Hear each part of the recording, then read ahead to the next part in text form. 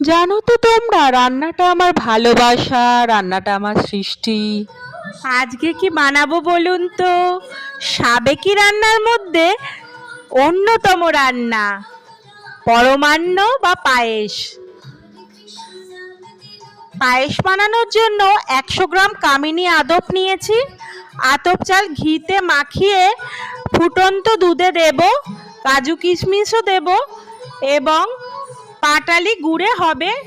সবশেষে মিল্কমেড দিয়ে নামিয়ে নেব। নিরামিষ রান্না, আহা! 100 গ্রাম কামিনী আতপের মধ্যে গাওয়া ঘি দিলাম খানিকটা, বেশ খানিকটা, দেখে নিন। এবার এটা সুন্দর করে মাখিয়ে নেব। মাখিয়ে এই চালটাই আমরা ফুটন্ত দুধে দেব। দুধটা বেশ গরম হয়ে এসেছে, সরও পড়তে শুরু করেছে।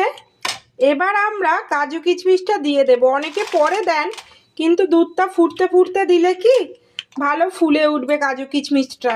আমরা এবার ঘি মাখানো কামিনী আতপ চালটা দিয়ে দিব। গোটা চালটাই কিন্তু আমাদের দুধে ফুটবে। মিডিয়াম আছে 10 থেকে 12 মিনিট ফোটানোর পরে চালটা হাফ সিদ্ধ হয়ে গিয়েছে। এবার আমরা গুড়টা দেব।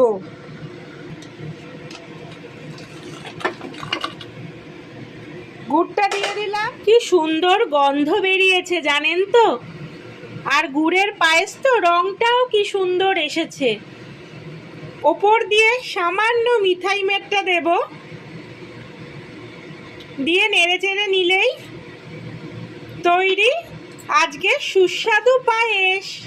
বন্ধুরা দেখতে পাচ্ছেন, আজকে আমার মা দেখছেন পায়েস বানিয়েছে। সেটা আমি এবার খাই, দেখি কেমন খেতে লাগে। বন্ধুরা অসাধারণ হয়েছে, আপনারা ভাবতেও পারবেন না। এটা আপনারা বাড়িতে নিশ্চয়ই ট্রাই করবেন। বাড়িতে তো নিশ্চয়ই ট্রাই করবেন আপনারা বন্ধুরা। ভালো খেতে। আপনারা সবাইকে বাই বাই, আবার পরে ভিডিওতে দেখা হবে। শীতকালে এই গুড়ের পায়েস কিন্তু স্কিপ করবেন না।